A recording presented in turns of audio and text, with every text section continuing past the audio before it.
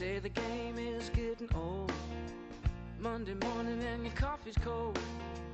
Life is not what you want it to be. Hello, everyone, and welcome to A New Direction. My name is Jay Izzo, and I know, what am I going to say? You already know what I'm going to say, because I've been saying it now for, almost a year. I've been saying, you know what, we have another great show. And the fact is, we have another great show because I have another great guest, and you're going to love him, right? His name's Lewis Carter. He's written this book in great company. It's absolutely fabulous. How to spark.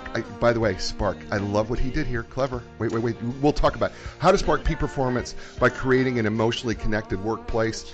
And this book is fantastic. Not only is it a fabulous read, an insightful read, a remarkable read, a read that's going to change the way you think about doing business, the way that you're thinking about yourself as an employee, but also in the back of this book, and here's what is just such a gift, I think, is that he gives you like questions to check in. How are you doing? How's the company doing? How are you doing individually in terms of getting along with your fellow employees, getting along with your boss? How are you getting along? You as a leader, how are you doing? So he's got so much, but we're going to talk about that in this book, In Great Company. And Dr. Lewis Carter is just absolutely awesome. He's the founder and CEO of the Best Practice Institute, BPI. You may have heard of it. You should have. If you haven't, you should go check it out. You could just go to bestpracticeinstitute.org. I will have all his information on the write-up to the show when this goes into podcast. So we will certainly do that. And by the way, again, great book, In Great Company. And we're going to talk to him in just a couple minutes. But let's do what we do every week. And that is, let's kind of get everything started. And by the way, before I get too far along, I need to talk about the T-shirt of the week, because I get the T-shirt shout out, right? Because people who are watching me live, right, they go, okay, who's the T-shirt? Yeah, well, this is O2 Fitness Brennan Station. It's actually the place where I train nearly 5 days a week for sure. And it's my home gym, and they gave me a T-shirt and said, would you give us a shout out? And you know what I do? If you send me an extra large T-shirt, and you're a local business, of course I'm going to give you a shout out. And so to all my folks and the trainers and the staff at O2 Fitness Brennan Station, you know what? Here's your shout out. Thanks for supporting A New Direction and me and the show. And I'm really grateful that you've done that. And again, if you want to do that, just send a T-shirt to me. You can just, contact me in any number of ways, right? Because I'm all over social media. Matter of fact, if you can't find me on social media, you've got a problem with your computer. That's the truth. So let's check in what we do every week, right? Let's check in with the 4 areas of your life. I believe that we're 4-part people. I believe that we're physical people, that we're mental people, we're emotional people, and that we're spiritual people. And so we're going to check in every area, if you haven't joined us before, on a scale of 1 to 10, 1 being miserable, 10 being outstanding. Where are you at physically? So how are you feeling physically, right? Are you doing the things that you need to do? Are you eating right? Are you exercising? Are you doing all those things that you need to do to be the best that you can be physically? Where are you at on that scale 1 to 10, right? Is it 3, 7, 8, 2, 5? What's the number, right? And remember, with any number that you give, right, the point isn't to get from what that number is to a 10 today. All I want you to do is if you're a 3, I want you to get to like a 3.5. 4 would be great. But what would it take for you to change right now just to get a half point better? What would it take for you to get, from a 3 to 3.5 or a 4 to 4.5? What could you do right now, right? I mean, could you drink a little more water? Could you take an extra walk? Could you walk the dog a little longer? What could it be? Could you put the fork down, right? Maybe not eat the pizza, maybe eat something a little more healthy, right? What could you do? Right? Because that's the whole goal, right? All right, so we talk physically. How about mentally? And you say to me, what do you mean, Jay, by mentally? I go, well, what are you feeding your mind, right? Listen, you're going to have 2 psychological professionals today, right? And we're all about the mind and emotions, trust me. And I can tell you that Lewis Carter is going to do that to you today. But you know how I am. Our brain is 2 halves, that's connected by a thing called a corpus callosum, which kind of keeps them connected. But, one side's creative, one side's logical. So what are you doing to feed your brain? Both sides of that brain. What are you doing? Are you reading things? I am so fortunate, right? Because I get to read a book a week, and it keeps me creative, and I get to do the show in a creative way. And so I'm really, really fortunate that I get to do that and expand my brain. What are you doing? What are you listening to? What are you reading? What are you doing? Are you taking up a new hobby? Maybe you're taking up an instrument, learning a new language, whatever it may be. What are you doing to feed yourself? Right? And whatever that number is on a scale of 1 to 10, 1 being miserable, 10 being great, what can you do to change that? It could be something as simple as reading a book. It could be something as, picking up that guitar that you've had sitting in the corner and playing some chords and learning that instrument all over again. But what can you do? All right, so you got 2 numbers, physical, mental. Let's talk about the emotional. And what do we mean by emotional? Oh, you're going to be so glad we're going to talk about this, because I'm telling you, when we talk about emotional connectedness, we're going to probably talk a little bit about, the EQ, your emotional quotient, or emotional intelligence, right? The EI. But the point being is, how well are you able to manage your own emotions? Right? On a scale of 1 to 10, how well are you managing your own emotions? But not only managing your emotions, right? Like, do the little things tick you off? Can you control that? But better yet, how well are you able to relate to the emotions of others? Right? We're going to throw around a word probably today called empathy, right? And we sometimes say it's like, putting yourself in someone else's shoes, but it's really more than that. It's really being able to understand the depth of the emotion of someone else. Can you really understand how they feel? Can you go beyond putting themselves into their shoes, but can you really understand that their depth of either joy or happiness or sadness or whatever it may be? How well are you able to really relate to those emotions? And that's really kind of emotional intelligence in a very quick way put together. So where are you at in that scale, 1 to 10? 1 being miserable, 10 being great. Where are you at emotionally? All right, you got that 3 numbers. So the final number, where are you at spiritually on that scale of 1 to 10? All right, and what do I mean spiritually? What do you connect with? Science does not explain everything. Listen, I would love to say it does. I came from a science background. I would love to tell you that science explains everything, but there's so many things it doesn't. And there's so many things they can't explain, and there's all sorts of theories of what things can make you happy, but then there's things that give you peace and joy, and that even in the midst of tremendous circumstances, people can be centered because they believe in something that gives them hope and happiness and joy. What is that? Is it nature? Is it God? What is it? What is it for you? Is it karma? Maybe it's something completely different. I don't know what that is, but how is it working, right? And what are you doing to tap into it? And how often are you tapping into it? Are you meditating? Are you praying? Are you doing whatever? How's your relationship? If it's God, how is that relationship going? Right? Whatever that is on a scale of 1 to 10, where are you? All right, so you've got 4 numbers, the physical, the mental, emotional, the spiritual, right? And think of those 4 numbers as the 4 legs of a table. If they're uneven, it's really hard to eat off of a plate that's on an uneven table. But what's even harder is if it's so, all the areas are so low in your life that you're sitting in a normal chair and you're trying to eat from a low table. The whole point is to bring the table up evenly and be well balanced, and at the same bring it up to the right level. And that's what we want you to do today. And that's what's going to be so awesome about today's guest. I am so fortunate and blessed to be able to have Dr. Lewis Carter with me today. I got to tell you something. First of all, his book is outstanding, and I felt I got to know him so very well. But beyond getting to know him, I felt like he had a heart. He's got such a heart for not the business just to be profitable, but a heart for a business to be profitable in the right way. And it's about people. At the end of the day, this is all about people. And this is what comes through the book, is that it's about people. And I don't care where you're at in the food chain of business, right? Whether you're the CEO or if you're in a C-suite or if you're pushing the broom, right? Everybody's important, and that's the thing that comes through in this book when you read this book. But Lewis Carter, let me tell you about it. He's the Chief Executive Officer and founder and CEO of the Best Practice Institute, an association executive coaching firm and advisory service to C-level executives, Fortune 500 companies, helping them transform their organizations into an environment where employees are emotionally connected and want to produce the best results for their company. He's got over 20 years of experience. The guy has spoke I feel like I want to ask, like, okay, what country hasn't he spoken in? Because he seems like he's spoken in almost every country there is in the world. Certainly, he's been all over the place. And by the way, he's widely sought after expert. He helps leaders meet mission requirements. He's been quoted and profiled by Fast Company, Investors Business Daily, Business Watch Magazine, Pando Daily, CIO Magazine. His research has been translated all over the place. The man is, well, I don't want to say legend, but actually he is a legend in this business. The book is called In Great Company, and he joins us today. Please, ladies and gentlemen, welcome our author and my soon-to-be new friend, Lewis Carter. Lewis, welcome to A New Direction. My new friend, Jay, it's great to have you with me today and have me with you. Oh, you know what? It doesn't matter. We're together. It's right. This is the party, right? Everybody's here joining us at the party, so it's all good. We're all good.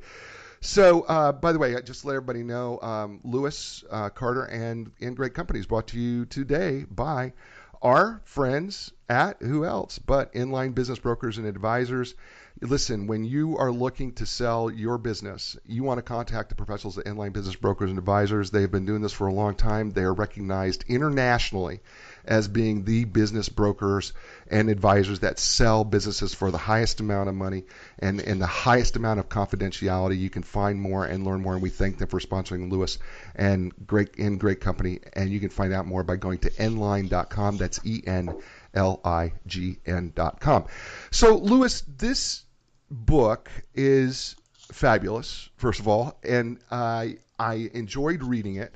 It was one of those reads that I thought, oh boy, this is going to be an academic read, and it's going to be so academic. And then I went, oh no, the heart of yourself came out in this book, because I realized that yes, you've done your research, yes, you've done your homework, yes, you have worked very hard to gather so much information, interviewed so many people, and have conducted so much research. But at the end of the day, this is your passion. Absolutely. Thanks for acknowledging it. It is, and passion is what wins, and that's what this is about. Is about that kind of achievement and outcomes you can really get to by being passionate, about being clear about the vision as a winning strategy. Yeah, I thought, one of the things I think, when I went into reading this book initially, right, and I was thinking about emotional connectedness.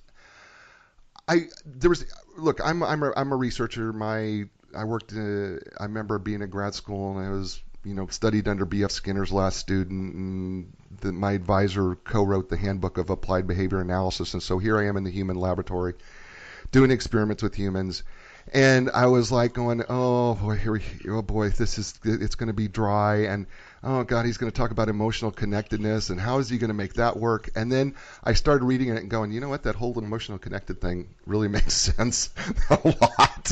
And I started going, of course we want to be emotionally connected, but why do we want to be emotionally connected? Yeah, and that's really the question everybody says is, when first of all they ask, well, what is emotional connectedness, sure, and why is it important for us to really input it or have it inculcated into our culture within our organizations? And well, quite honestly, it's very simple, because look, all the research, all the conversations I had, whether it be with the CEO of Best Buy or we talking Netflix or wherever it is, they said one very simple thing, and that is when you love your company, when you are able to feel psychologically safe, a term by Amy Edmondson, who's awesome, psychological safety, inside of your environment, inside your culture, well, guess what? You're 3 to 4 times more likely to perform more and better. And when you do perform more and better, and you have more outcomes within your company, guess what happens? You feel better. Right. And when you get that oxytocin release, right? Your amygdala feels good, your emotions feel good, and you're ready to make better decisions. You're talking about the brain before, in that prefrontal cortex, right? Right. And so when you have more outcomes, whether it be at a lot of the companies I had mentioned, WD-40 or Netflix, all these places have these kind of, they call it the maniac pledge. Right. It means get it done. So you get, I have a pledge. My pledge is to ask questions, get it done, no matter what. Right. And guess what happens when that happens? When you have that pledge, you get more things done. And what happens when you get more things done? You feel better. Right. You burn calories. Yeah.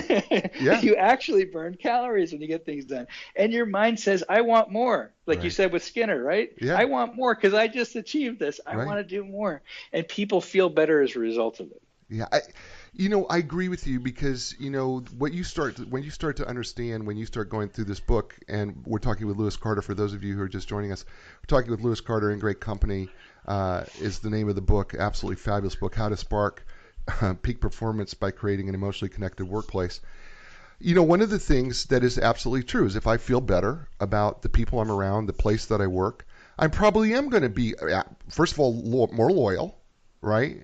I'm going to probably be more productive, and ultimately I'm going to make the company more profitable, right? I mean, those are just some of the benefits. It absolutely does. And, I talk about the Maniac Pledge of WD-40. And here it is. It's something to remember because I think it's just phenomenal. I am responsible for taking action, asking questions, getting answers, and making decisions. I won't wait for somebody to tell me. Yeah. If I need to know, I am responsible for asking. And what does that say? Well, first of all, Gary Ridge set up that kind of culture of killer outcomes, which is the K of the spark. We're talking about spark. And because when we're able to fully understand how we collaborate, how we can think positively toward the future, align our values, personal and otherwise, respect with the proper way to get to the killer outcomes. Right. Now we're ready to move forward. And that's what that action, that Maniac Pledge is all about, respect. And it can go awry too when you see the outcomes go downhill. And that's been before with like Tom Colditz, Brigadier General, U.S. Army. He made sure that respect was a part of the operating theater of war when he had Korean augmentee soldiers working in concert with U.S. soldiers. There was disrespect between the two. You read this. I think you know what I'm talking about. I know. Yes, I know where you're going because he had to find a way. He had to find a way to integrate because he started doing everything in Korean, right? He made them right. He started making the directions in Korean, so all of a sudden they became valuable.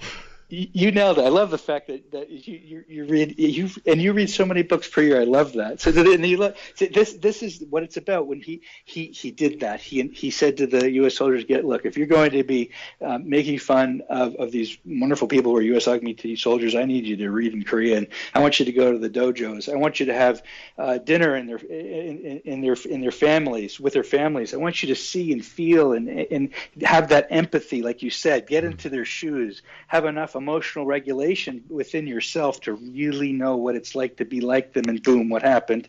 Well, they were able to go in concert, go in formation, less deaths in the operating theater. That's beautiful. We're talking with Lewis Carter, author of the book In Great Company, and I got to talk about Spark because here's the truth. We're going to go through Spark. I know we can't devote as much time as I'd like to because otherwise we are not going to get off and we're not going to eat for the next month because there's so much going on. You could take any one of these chapters and we could talk about it literally for days. But there is the Spark model that you put together, and I love it. I think it's brilliant because in order for emotional connectedness to happen, you've actually done the research that says here are 5 elements of emotional connectedness that have to happen in order for there to really make this happen in the right way. And you call it Spark, and it stands for 5 different things. And I could brag and say, okay, I know them by heart, and I could do that. But why don't you, since you wrote the book, why don't you tell people what those five elements are of emotional connectedness? So just imagine your organization and see if anybody relates to this. Have you ever felt isolated inside your organization? Have you felt stalled where nothing happens and there's a lot of apathy and people neglect things and everybody's burnt out? Has that ever happened? Oh gosh, yes. Oh my gosh, I can think of several places I worked on the way up. Yeah. I mean, what is that like for you, right? Oh what does that gosh, feel like? It's miserable because you can't leave and you don't want to stay. Does that make sense? It makes a lot of sense. Yeah. Go ahead. Yeah. Go ahead, Jay. Well, no, it's just you can't leave, right? It's exactly, and that's the thing. 2% of people, when there's isolated, stalling, apathy, neglect, and you're feeling burnt out, you know what they do? They leave. Only 2% usually leave. Okay. Yeah. These are the functional people. Yeah. The other 98% stay in these really bad relationships and dread it. I mean, it's like, no, seriously, it's dread. I have been there where I felt like, I can't leave. You should leave. I can't leave. You know what? Just leave me in my cubicle and leave me alone. Oh God, I am so lonely. I don't even want to be lonely, but I don't want you to bother me either because I'm afraid what the consequences are going to be. I know. I've been there. Absolutely, and it makes you want to do what I call the George Costanza effect, which means George Costanza's part. It was a character in Jerry Seinfeld movie where he hid underneath his desk. Oh God, was that a great episode? That was great. was a great episode. Great episode. I love it because George was the ultimate for apathy. He's the epitome of apathy. And he's the epitome of an employee who doesn't have that spark. And what does spark mean? Spark has 5 different areas, because you asked about spark. When you employ these areas, you deploy them between and among individuals, so me and you, right. With myself, I think about myself. I do it within a team, right. And then it cascades into the organization, which is called SITO. I go self, individual, team, organization. It just spreads like wildfire. The S is systemic collaboration. I'll real quickly say it's just simple. How do I collaborate and co-create within a system? With the entire organization? How does that happen between and among people? Do I co-create? Do I co-design? Do I enable people to have that kind of future with me? Positive future, think of succession planning, but think of it in a way that where you're actually helping people to achieve, and you're actually giving advice for the future. You're not looking back, feedback. You're looking forward, feed forward, advice for the future, having a positive vision of the future rather than something that's negative. And you see that everywhere. Oh, this isn't going to happen. Oh, this happened as a result. I'm going to blame you for doing this. Oh, this is the excuse. Da-da-da-da. Yep, no one wants that. I'm going to hide underneath the desk and be George Costanza that day. I don't want to hear it anymore. That's positive future, changing that from stalling to being a positive future. Apathy doesn't happen, right? Let's change it to the A, alignment of values. It's a lot different. Right. Now, what are my values? How does it align with the company, right? Right. You want people who say they want to get things done and have killer achievement and killer outcomes, and maybe they also want to help the environment. Patagonia. Do you want to help the environment? You want to make people's lives better? You want to be aligned with a company that gives away, their profits to the rainforest? Yeah, don't buy this jacket. Brilliant. Yeah, they just did it, and they live that value, and they do. Hey, look, it's a business imperative. It's a strategy, and it helps with taxes as well as the end of the year. And they could have reinvested into the company. That would have been smart too. Right. They did something different and smarter though. They aligned it with people's values. That's the A. That's the alignment of values, right?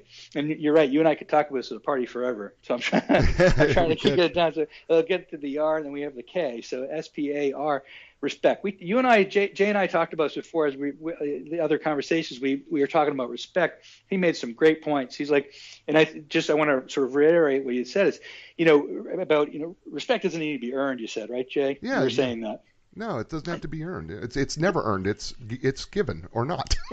I could not agree with you more. It has to be given. When it is given, it is received, and the more you do it, it's reciprocal. It builds up. It's part of the system, a behavioral system, and it breaks down if it's not given. And when it does break down, boundaries need to be set. We have to start talking about how we feel respected and what it means to be respected. And it has to happen at team level and also individual level. It has to be transparent and ubiquitous. It can't be something that's hidden. And we all know that. Right. So big factor. Respect was a big factor in the Tom Kolditz Korean augmentee soldiers and U.S. soldiers example that I gave before. And let's just move to the killer achievement, because I know that's one of Jay's favorites. And, I love that it is, Jay, because there's so many great examples of companies that who has achieved a lot because they've done all these things, and ones that have failed because they have not. Right. And the CEOs, and these are the CEOs who did not take heed of the advice they were given and did a cost-benefit analysis of the advice they're given. Some case in point, think about Circuit City. They went upside down. They didn't know what was coming. Blockbuster didn't know it was coming. They didn't know Reed Hastings was in his basement thinking about the fact that you could basically watch TVs naked. Watch TV and those movies naked. Hey, what am I going to do? Am I going to put on my clothes and go into my car in the morning, at night to go get a movie at Blockbuster, or can I go ahead and watch it in my boxer shorts? Hey, maybe I don't want to wear boxer shorts that night. I think it's time to watch some Netflix. Right. So I mean, that Blockbuster CEO did not know that was coming. No. Okay, and even a company that is successful now, a brilliant guy, Jim Citron, brilliant guy. He's a CEO recruiter. He wanted to find the right CEO for Best Buy, because at the time they were in that environment where they knew that Amazon could take over. They knew it at that moment, and so they needed to find a CEO that went beyond and had a vision for going beyond just being a showcase for great electronics and leaving and buying it on Amazon to go help out Jeff Bezos. Right. So wonderful guy, by the way, Jeff Bezos. I'm not hating on Jeff Bezos at all. I think he's wonderful and amazing. One of the best CEOs probably in the world. And so we won't talk about Jeff right now. I want to talk about Hubert Joly, because Hubert is the perfect example of a CEO who had a great vision, because he wrote a vision statement in order to become CEO of Best Buy. And he said, look, I'm going to go beyond being a retail showcase, and I'm going to create really good relationships with customers on the ground, so that you're not just walking in and looking at electronic, you're getting exceptional customer service, and you're going to get to go over there to the Geek Squad, and they're going to help you with all the electronics. We're going to sign you up. You have a problem, we're going to help you later on. And then boom, now I have a functional relationship that I'm cementing, emotionally connected relationship with customers that will be lasting. That's awesome. I love it. And we're going to talk. Hold on. We're going to go back to this, because we're going to do this. We're talking with Lewis Carter, author, best-selling author of this book and great company, How to Spark Peak Performance by Creating a Emotionally Connected Workplace. Absolutely fabulous. You can find it on Amazon, your favorite bookstore. This is by McGraw-Hill, by the way. So you're going to be able to find it probably in airports, subway stations in New York City, because I know I've got a bunch of listeners there, folks in California who listen to me all the time. And matter of fact, I will tell you what, I know that the UK is one of the biggest listening groups I have, Merton, Cardiff, so many other places, the suburbs of London and all over, and Ireland, by the way, you just joined us too. I know that you folks, you can find this book, I promise. It's called In Great Company, by Lewis Carter. You can find it on Amazon. You can find it at your favorite bookstore. Canada, I promise you it's going to be in Chapters. If it's not, just ask for it. It's at Chapters bookstores all over the place. And Lewis, by the way, is brought to us by our sponsor, and they've been a sponsor for us since the very beginning. And that is Enlign Business Brokers and Advisors. Are you a business owner? At some point, you're going to need the service of an experienced business broker. Selling a business is a big decision. Make sure you build your deal team starting with the experts at Enlign Business Brokers and Advisors. They have literally helped thousands, I'm not making this up, thousands of people in the buy and sell of their business. So why not join them and that other people have? And trust me, when it comes to confidentiality, nobody does it better, because that's so important to selling your business, and they do get the highest price. And these folks are professionals. They are experts. They are internationally known, and we are so grateful to have them as a sponsor. We also want to thank Linda Craft and Team Realtors in Raleigh, North Carolina, for sponsoring this show as well, because you know what? Their sponsorship keeps us going, and it helps us get great guests like Lewis Carter with us. So Lewis, we went through Spark. So and you're right. I want to jump to killer achievement, because that's really where I want to jump. But I know better, because I know that you have, okay, look, when we go out to dinner, right? You eat your dinner, and we get maybe you get some bread, which is delicious, right? Because when is bread not delicious? And then you get your entree, which is generally good, right? But let's be honest. The dessert at the end, right? So we're going to have to just put it off, because that's healthy for us. Let's put off killer achievement, because it's where I want to go. I want to go right to the dessert, okay? But I want to put it off for a second, all right? Let's just kind of walk through, briefly. You've already given us a briefly thing, but I want to talk through at least a couple points in each one of these areas, from systemic or systematic. Is it systemic or systematic collaboration? Systemic. Okay, systemic collaboration. Okay. Systemic collaboration, because I've got some questions there about when we talk about systemic collaboration. Ideally, I would love to be able to break up the business, as you suggest, especially large business. They can break up their business into small groups, and we can work on isolated projects, and we can get the people starting to collaborate together. And we want to have a diverse group of people in whatever we're doing, so that we can expand that diversity, because as you pointed out in your research, the more diverse our groups are, the better able we are to not only cross-functionally collaborate and build trust and other sorts of things, but also because we're going to get a better result. But how do you get people to collaborate who don't want to collaborate? So, and that's true of a lot of companies who have silos. because there's no real reason to collaborate. And in fact, you're competing against each other because you have your own specific division or your specific sale or a product or service. And there's no reason to. Here's reasons though why you may. Because there's cross-functional knowledge that you can share, there's cross-functional selling, there's cross-selling. There's a lot of things you can do to share within other divisions that can enable a company to really rise up with the killer outcomes. So first of all, you have to have a reason for it. So there has to be a raison d'etre, a purpose for it that drives people, and it needs to come from the top. I always say that. When you get I've always seen this time and again, when you have your CEO and your top team discussing goals, and you're talking about what your common goals are, and always have them create one or two at first, specifically for the team. So one thing for the team, and also one behavior for the team that they think could change. And I give them a bunch of behaviors that maybe they need to stop, right? And adding too much value, saying yes and rather than yes but negates your previous statement, right? Little things, and that helps them get on the same page and say, yep, we say that a lot, we're going to change that. So that's something very small and kind of minimalistic that people can feel like they're changing together as a team, even if they're cross divisions and silos. The second really is goals. So let's say everybody says in that team meeting of senior executives across silos, they all represent 200-300 people, sometimes thousands of people each. They all agree that they want to keep their entrepreneurial spirit. And I know a company like that right now wants to keep their entrepreneurial spirit as they grow because they're getting massive growth every single month, and you're getting new employees. They don't want to lack that sense of agility inside of their divisions and their silos. And every single one of them says that same thing. And there's agreement around the table on that one thing. So right now we have an agreement on goals. Everybody. So it's the same exact behavior, same exact goal across the board that we all want.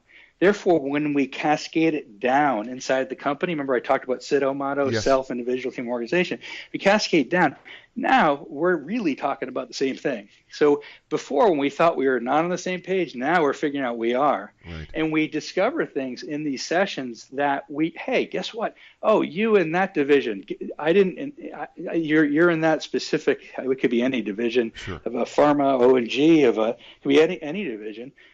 And they say, well, you're doing really good work over there in, let's say, that oncology division. Well, and you have a great customer base. Well, guess what? We do too in our division, and we're dealing with we're dealing with drugs that help or pharmaceuticals that help with other kinds of ailments, right? We all have an ailment, the ailment of the day, right? And so guess what? Let's talk to the same doctors. Let's talk to the same. Let's get from the same groups. Let's see what kind of cross selling we can do. Boom! Now we get to a goal. The first top line goal: sales and revenue. Boom, that's the top one. How do we create operational efficiencies above and beyond them? And how do we finally make sure that productivity is phenomenal between and among? So now we have a common lexicon, common language, a common way really to move forward to say we all want the same things. We don't have to compete against each other. Right. We can help each other achieve the same goals. We're in the same field for right. What are we doing here? Let's help each other. Let's share. Let's grow. Let's share knowledge, and let's enable each other to be open enough to really discuss the things that may be holding us back. That's awesome.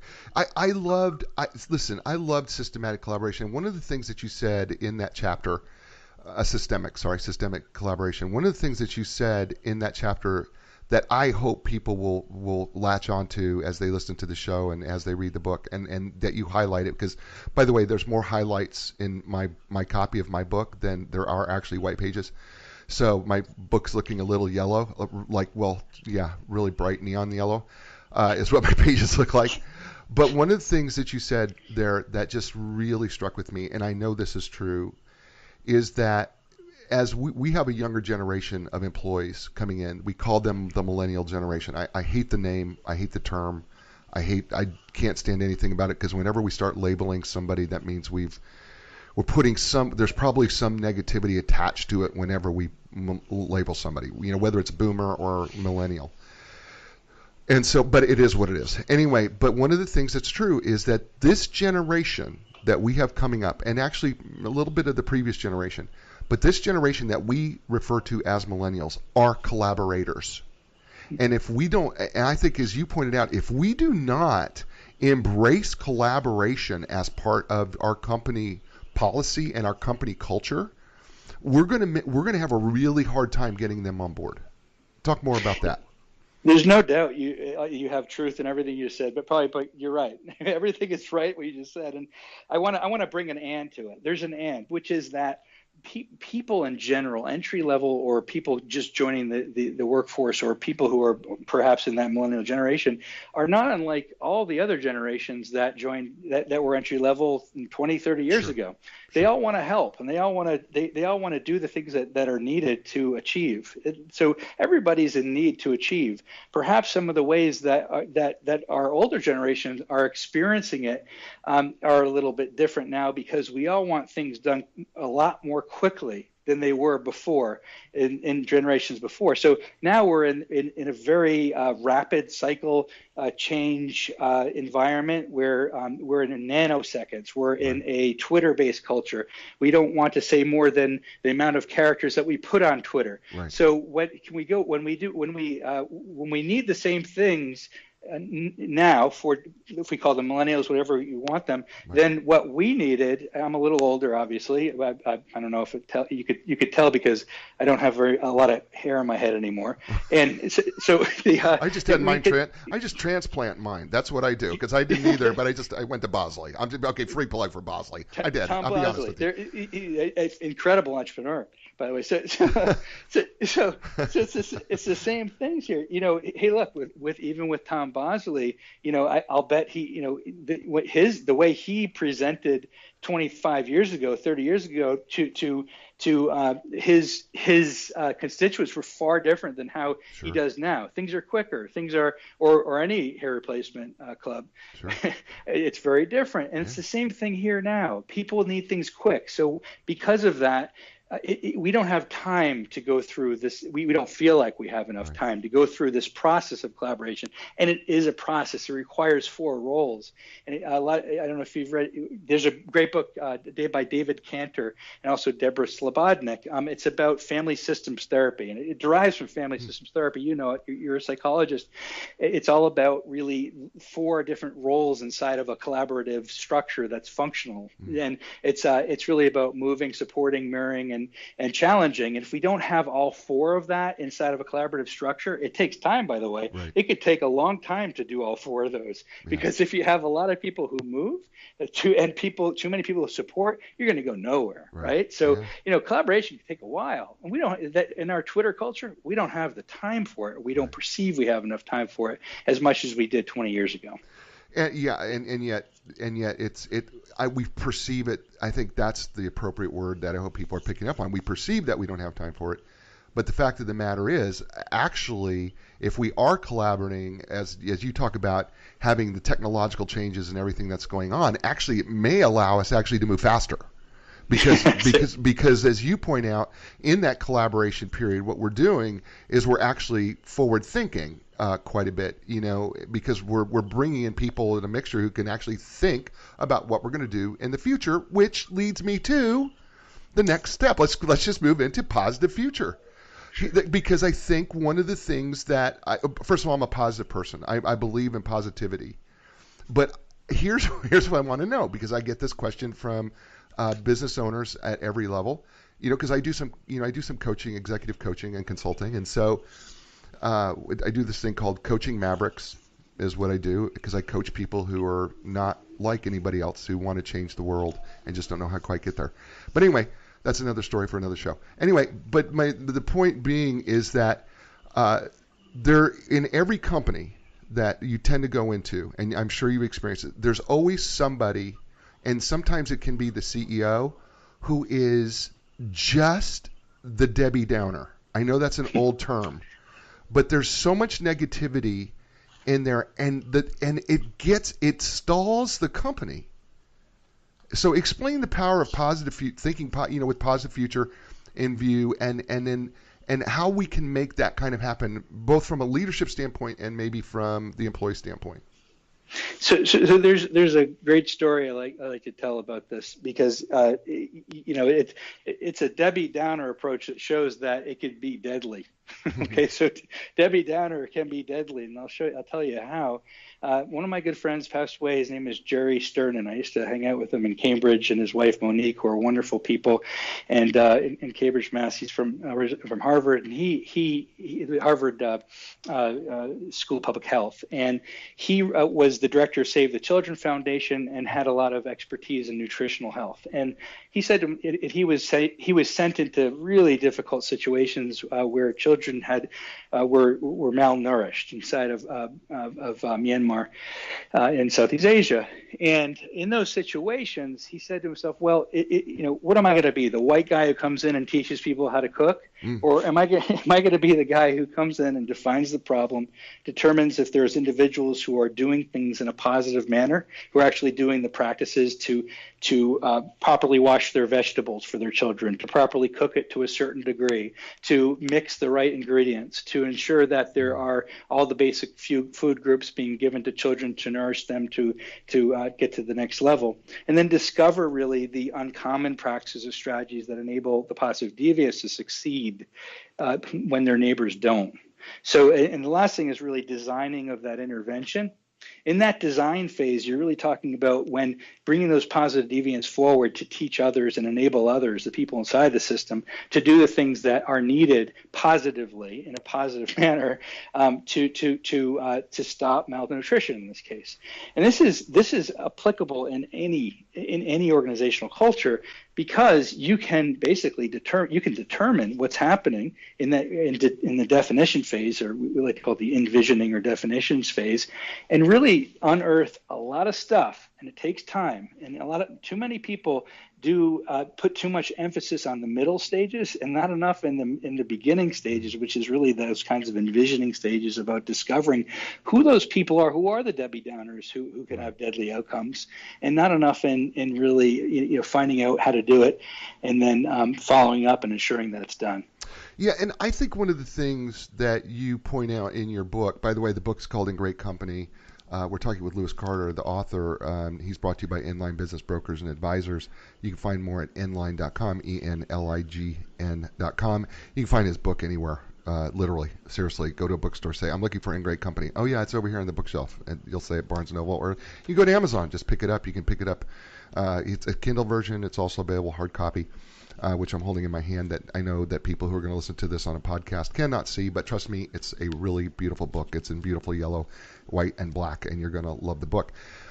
When you talk about positive future, one of the things that I loved that you were pointing out, and you found this in your research, is that when people were talking about positive future, they weren't looking just to next year. They were going, what are we going to do 10 years down the road? What are we going to look at? What are we going to look like, 5 years, 10 years, or longer? What are we going to be then? Right? Because we can limit, right? We can limit ourselves. I think you've even said this in the book, right? We don't think big enough. And sometimes even in our positive future, we're not thinking big enough ahead. Absolutely. I mean, the case in point in the book is WD-40, who, they was developed in 1953 really to prevent corrosion in nuclear missiles. So completely different, right? And it was named WD-40 because the first 39 attempts to perfect the water displacement formula failed. That's awesome. Right. So what it could have been it could have been WD-39, but they messed it up. Yeah, awesome. It took them 40 times to get it right, and it was. So it was a very deliberate effort, because we know that we have to continually expand and iterate in order to get really perfection. Right. So Gary did the same thing. He looks 10 years out. He intentionally extended their planning horizon to 10 years out. Right. So right. And they become future focused with what they call it unlimited possibilities. And look what can happen. Look what happened. WD-40 became enormous consumer product.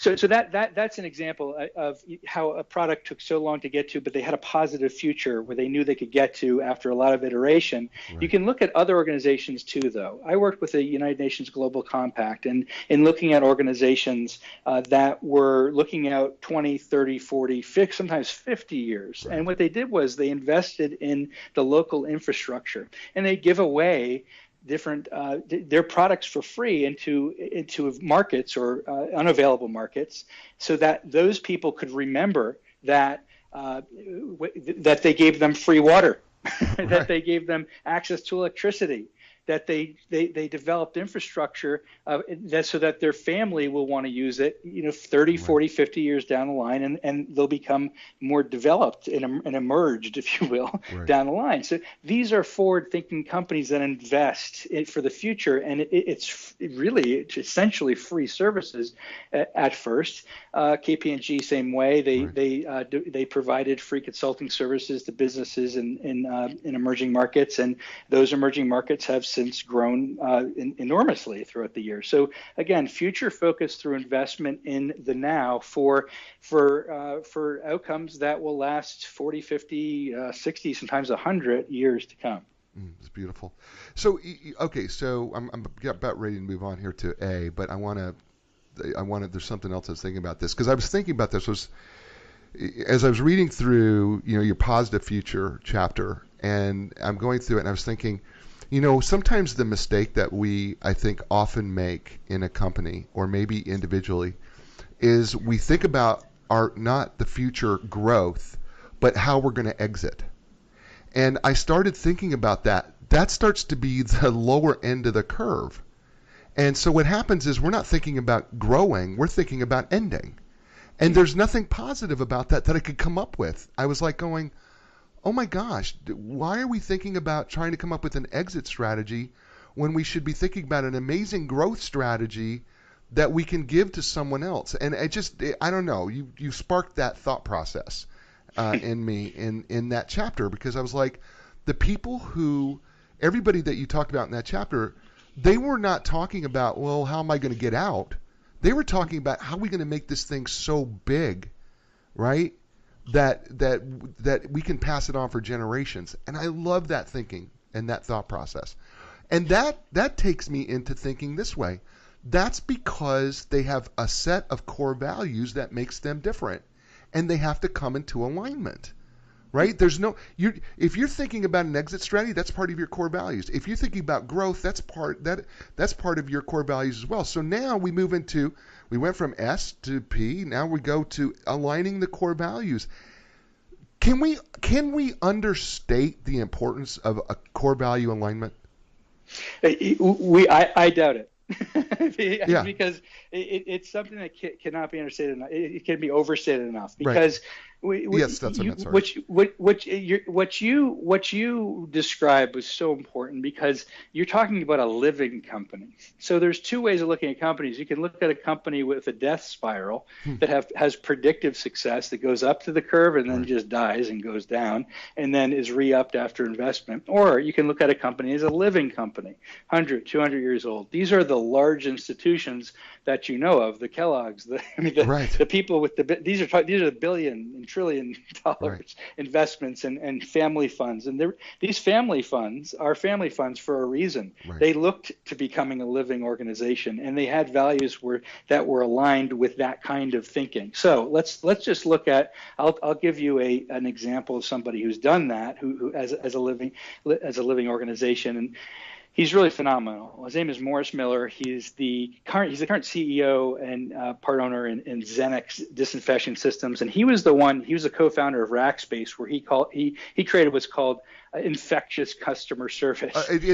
I was with Rackspace for years. I've been with. Oh. Yeah, I know them. They fanatical. What they call this fanatical customer support. You're right. Fanatical. Yeah. And they were. I'm just going to tell people, because they're still around. Okay, it's just that they're now bigger than I am, so they moved me over to somebody else, but it's okay. But they were amazing for all the years I was with them. Honestly, this is a true story. I could make a phone call, and those people would do whatever they could to fix my stupid WordPress site that I was putting. I mean, right? I mean, I'm so insignificant compared to the major companies that existed, but they would take care of me. It was crazy. They were amazing. Yeah, absolutely. And I credit that to Morris. Morris doesn't like to take credit for it. He did this though. He created the fanatical, and Morris, obviously you must know Morris because you worked at Rackspace. So and he are you in Texas? I don't know if you're in Texas. He's down there in San Antonio right now, and he this whole concept of fanatical customer support is what this is about. It's all about this connection you have to your customers, and just like you said, you don't want any paper cuts with your customers. Whether Right. you're a WordPress site at $200 a month for a server, or your IBM Right. at $5 million a month, right? And right. because they could handle that. They were one of the first server companies. They treated everybody the same. No paper cuts. Nope. So that's and you remember no paper cut rule, I'm sure, being at Rackspace. So so it was all about it. So Morris, working with him now, he's over at Xenix Disinfection Systems. He has that same kind of mindset. I talked about sort of these, Kellogg, these large families that really think about their customers in a really very loving way. I'm going to say that I know it's the L word is kind of a four-letter word in business, but I tell you the truth, it works. When you treat your customers like you love them, you win all the time. Yeah. I don't care what anybody said. Listen, I'm 6'5", 260. Okay, love your customers, because when you love your customers, your customer service is legendary. Yeah, absolutely. People will buy love any day of the week. Absolutely, they will. Any day. Absolutely, they will. Not in a Robert Kraft way. No. Well played. Well played. I had to go there. That's so well played. That's awesome. Poor Robert. Patriots, great football team too. So brilliant. So you know what I'm saying. I think this is really about, really getting into that connectedness, that spark with your customers as well as your employees. Yeah, great with you. Yep. So let me ask you this about aligning the core values and aligning with alignment. My wife and I were having a discussion, and she had a question for me to ask you, and so I'm going to ask the question to you because she owns her own business. She said, do core values change over the course of time with a business? That's a great question. And it may be that hers do. And, it could be, it's really on an individual basis. What I want to know is, what would cause the shift? And because I've seen companies change values and direction because they're being told in that direction. Hey, here's the case in point. Blockbuster Video didn't change their values. Look what happened to them. Right. So to your, what was your wife's name? Linda. Linda. So Linda, can we say her last name so everybody Linda can hear Kraft. who she is? It's Linda Kraft. So just everybody knows she sells real estate, right? Right. Is that right in the Research Triangle Park here. In the Triangle Park. So she's selling multi-million-dollar homes to wonderful people like yourselves who are listening to this. Maybe y'all want to. They're wonderful people, right? So she has to. I would think, Linda, if you hear me now, you have to be agile with them, right? There's different needs. Maybe there's different mortgage needs. Maybe there's different ways they're reaching out to you. I don't know. I'm sort of speculating and perceiving. Well, there's been different market. The market has changed because there's different market pressures now that didn't exist before. They've changed, right? Yeah. Different market. And they're cyclical probably. So you have pricing is different. You have real estate requirements. You have the buyer is more aware than they've ever been before, right? It's like buying a car now. You can that's what's happening is you have what they call the iBuyer. We have what I refer to as iFirms, which are more firms that are more digital firms than they are, and supported by angel funding and venture capitalists. That have come in and have altered the traditional real estate market in a very different way. Absolutely, they really have, and I think that's why it's so necessary to be sort of more of what we're doing here today, getting your personality more in front, getting to that sort of connectedness to your customers, knowing them even more, where they're coming from, understanding their psychology really, and how they think, how they work, how they act, and so knowing who's a good customer, quite honestly, and who's not a good customer. Right. You should know that immediately. Is this person qualified to work with? Do they make my life better as a result of being in it? Right? If that's no, forget it. Move on to the next person. Let them compete against another agent at that point, because you want to make sure your life is balanced with your customers, as well as you're being able to find the right customers. Yeah, and I think, Lewis, here, I think with the alignment of values, this is where I kind of wonder if things kind of alter a little bit.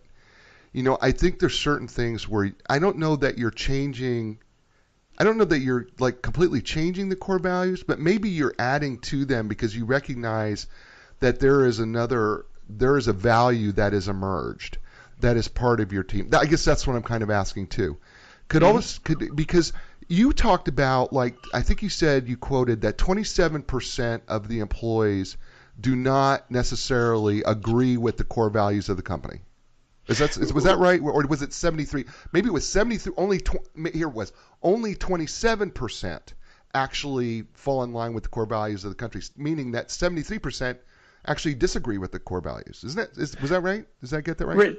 Right. In most of the companies we looked at were completely misaligned with their corporate values. And the question is, how do you unearth that? Yeah. How do you find that out?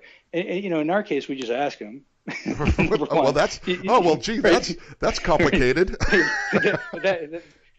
That's a novel idea. Ask people.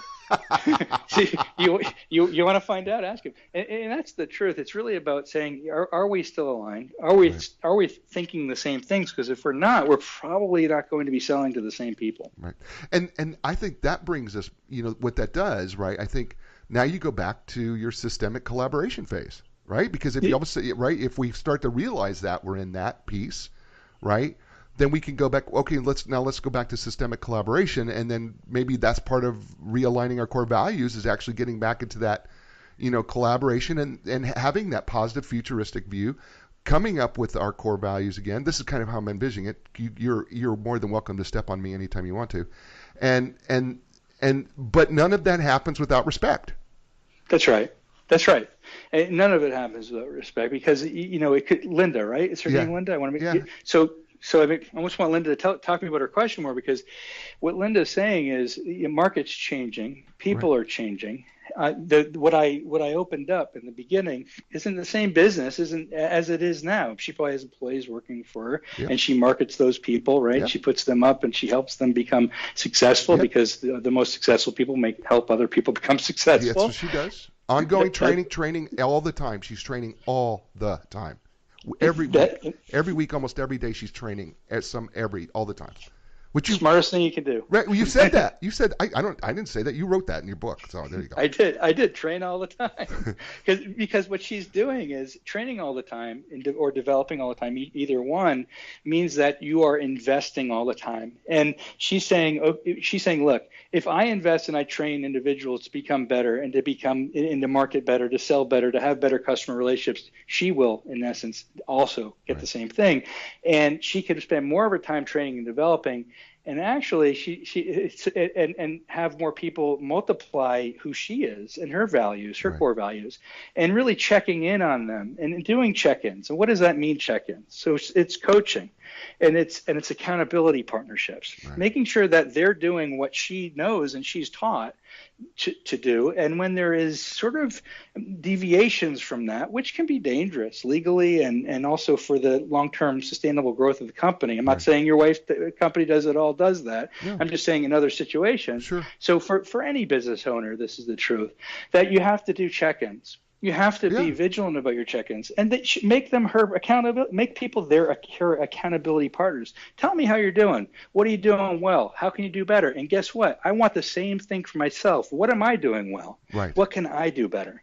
Now you've created a relationship between your people you're training and developing that can become sustainable, and it can be lifelong. This is awesome. By the way, and here's what's so cool about this book, In Great Company, and our author that we're speaking to, Lewis Carter. In the back of this book, there's several appendices. Some of these appendices actually have the questions. Yeah, the questions that you can. Yeah, I know, right? Like, imagine that. I gave it away. Yeah, he gave it away. I mean, literally, he's got the questions in the back of the book that you, as a leader, you can ask yourself. As you could go through with your team and your staff, and you can go through. It's book. Matter of fact, we didn't talk about this, and we're gonna. Can you stay with me just a little longer? I'm with you, absolutely. Okay, awesome. Absolutely, right with you, Jay. Yep. Awesome. So, Love it. because I'm going to tell you something else about this book, which, by the way, is available on Amazon, your local bookstore, your favorite bookstore. If they don't have it, tell them why not. Ask them, why don't you have this book? I wanted this book. This book, you should have this book because this book is that good. I know because I'm listening to A New Direction with Jay Izzo, and he told me how good it was, and you don't have it, and that's wrong. You should have this in there because people need to read this book. And so, yeah, you need to pick up this book because this book is absolutely outstanding. It's insightful. It's brilliant. It's so well written. I'm just telling you right now, it's so well written. And I don't care where you're at in the level of the company, you're going to get something that's going to be powerful, that's going to change what you're doing right now. And also, I want to just also talk to my fellow coaches, consultants out there that do what I do, as part of my business. Is I coach executives and do a lot of consulting. Can I tell you something? This book is going to be like you're a carpenter, and it's like having a hammer, okay? Because try being a carpenter without a hammer. Not going to happen. This thing is going to be a tool in the toolbox. You need to have it around. This thing is going to be an awesome tool for you coaches and consultants. You better read it well. Take a look at the appendices because I'm telling you it's going to help you do what you're going to do, and you're going to love the book. It's outstanding. And this book and the book In Great Company, and Lewis Carter's brought to us today by Enlign Business Brokers and Advisors. Look, here's the deal about Enlign Business Brokers and Advisors. They are known internationally as being the confidential company, meaning this, that they represent profitably held, privately held businesses with gross annual revenues in excess of $1 million. And listen, they deliver in the shortest amount of time, highest market value, and it's completely confidential. That is their registered trademark. They are internationally known for that. You need to check these out. If you want to sell your business, don't think about anybody else you want to sell with Enlign Business Brokers. I know the owner, Jeff Snell. I know those people. I have seen him work his magic. It's amazing, and people are always happy. Check them out at Enlign.com. That's ENLIGN.com. Absolutely outstanding. And we thank them for sponsoring the show, as well as Linda Craft and Team Realtors in Raleigh, North Carolina, and the Research Triangle Park. We appreciate them also sponsoring the show as well. So, Lewis, we've gone through respect, and I thank you for doing this just a little piece. We're going a little over time here. But I want to get to killer achievement, at least briefly. Can we talk about, because it's the final piece in our spark, right? We've done systemic collaboration. We've done positive future. We have done alignment of our core values. We have talked a little bit about respect, but killer achievement, right? Because at the end of the day, I believe what any CEO, any business wants is, what have we achieved from all this? And so go ahead. Let's jump in. I love it. I mean, look, my favorite example of killer achievement is Steve Jobs. It's one of the most overly used examples, and here's my take on it: is that Steve Jobs had such energy, passion, enthusiasm that he demanded that kind of respect throughout his enterprise, and it created incredible, amazing outcomes that's living to this day. So when he said we're making an iPhone, it's not like everyone just went ahead and made an iPhone. Right. He writes like, oh, go make an iPhone. Let's all collaborate. We'll develop an iPhone. No way. He went into all of it. He demanded that everybody look at operational excellence. They look at what the fine-tuned details of what was happening to make the best possible product. Steve Jobs is that ultimate kind of leader. And what do you do in the absence of Steve Jobs? That's the other question, right? Right. So in the absence of a Steve Jobs, after the founder is gone, you really have to look at how does it sustain and how does it achieve that kind of outcome even when they're gone. And there's many different examples of these.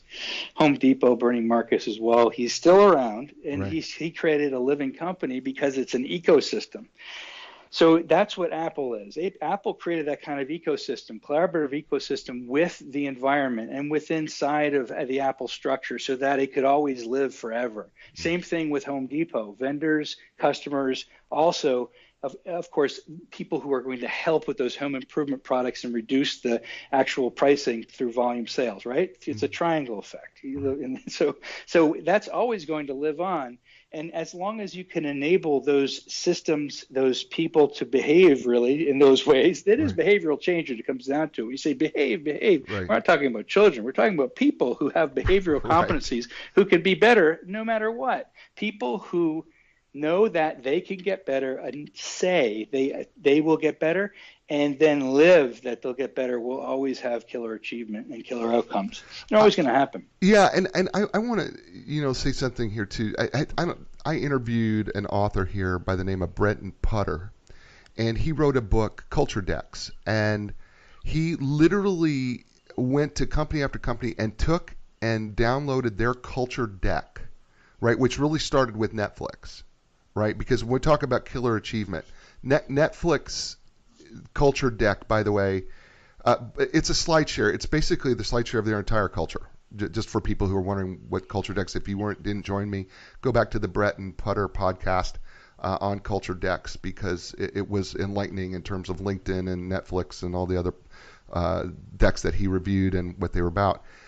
Netflix is in particular a killer achievement company. Matter of fact, they don't tolerate anything less than that.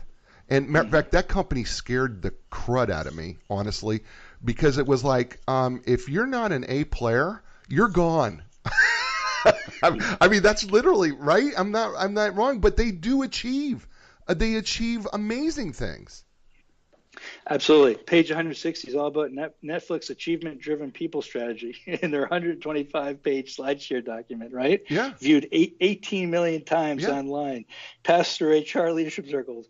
It's huge, and it's deliberately provocative and boils down to two words: freedom and responsibility. Right. Those are the two things. And once people feel and know that they have freedom to fail or succeed and freedom to do things, this is the forgiveness before permission, and they take responsibility for their own actions or for their teams and for what then we have a really wonderful culture. And that's what Reed Hastings wanted. It's a culture of achievement. Right. And salaried employees, they take as many paid days off as they want. Total freedom, right? But they're expected to consistently perform at a high level and exceed expectations, which is responsibility. They have few spending controls or travel and expense limitations, which is freedom. Right. But they're expected to make spending decisions that are, quote unquote, in Netflix's best interest, which is responsibility. So we're this freedom responsibility theme is all throughout the deck, and so they also have. We had talked a lot about accountability systems. They have something that we use as well, and also in the EEC is an informal 360 degree feedback system. Actually, I developed one as well where anyone can provide feedback to anyone else in the company, which is responsibility. I have something called Anytime Feed Forward, and it's the same thing where you're really creating advice for people so they can get better in the future. And this is really something we talk about millennials or just people entering the workforce. They needed that kind of advice and that kind of coaching from people even at the higher levels. Responsibility. It's awesome. Well, we've kind of went through it. I know that actually, I've said this about, whenever I have folks like you on the show, I go, okay, this is the Cliff Notes of the Cliff Notes of the Cliff Notes version of the book, okay? Because you didn't even get the Cliff Notes version. What you got is you got the Cliff Notes of the Cliff Notes of the Cliff Notes, okay? So it's several generations down, which means that, you know what you got to do? Buy the book. It's called In Great Company. It's by Lewis Carter, who we've been talking about for over an hour, and it feels like 10 minutes because it's been so much fun. I really enjoyed it. Lewis, I really have enjoyed this. I really have. And it's been so much fun, and I can't believe it's over an hour that we've been together. And so I want to say, first of all, thank you, because you've been an amazing, marvelous guest. There's so much more I would love to talk about and want to talk about, but I know your time is valuable as well. And you've given me far more than I could ever ask or hope for. So please know that I'm terribly grateful. And everybody who's now sending little love hearts on watching live are giving me these little love hearts, how they're loving you too as well. So you need to know that on Facebook. But Lewis, I got 2 questions before I let you go. Okay. The first one is, and it's probably going to be a pretty lengthy answer, but it's okay if you got time. How do we maintain this all? How can we maintain our spark? That's the first question. Let's start there. So maintaining our spark is really about ensuring we have friends and partners, accountability partners, to help us succeed.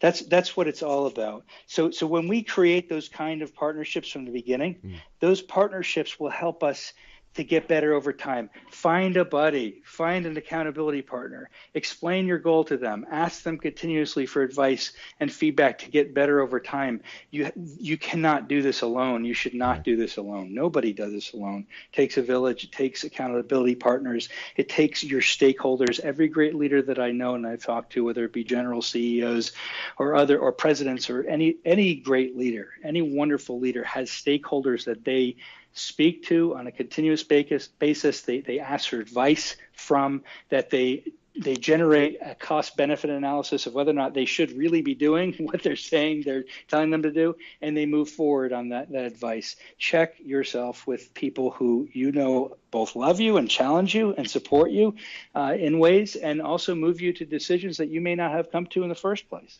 Essential for this. Awesome. And then finally, Lewis, what I do at the end of every show, I always ask every author, every guest that I have, if you could provide, the show's called A New Direction because we help people try to find a new direction in their life or their business or their career. If you could give our listeners a new direction based on everything that in great company and how to spark peak performance by creating an emotionally connected workplace, if you could leave them with a new direction, what would that be? Well, first of all, I think you're going in the right direction if you're listening to this podcast and sending hearts to Jay, because that's exactly more of what we need, of providing positive feedback to those people who nourish us. So keeping people who nourish us in our lives is essential. People that help us achieve our future that we wish to achieve and see our future and envision it is what you need to do as leaders. And you need to do that sooner than later. And then creating reciprocity for that, helping others to achieve their goals. That's a recipe for success.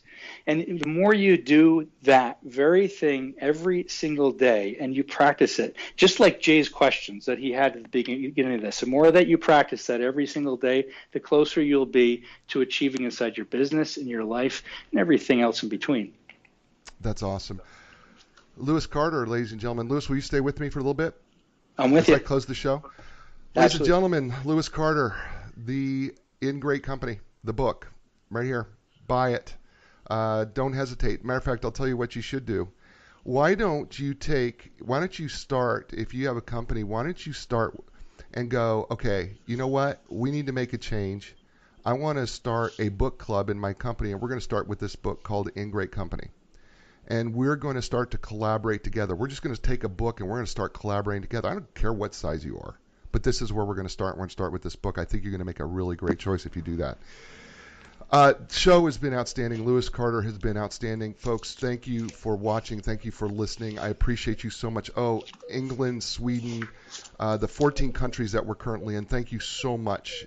Portugal, Africa, Spain. I appreciate you so much for listening to the show and downloading the show and being regulars.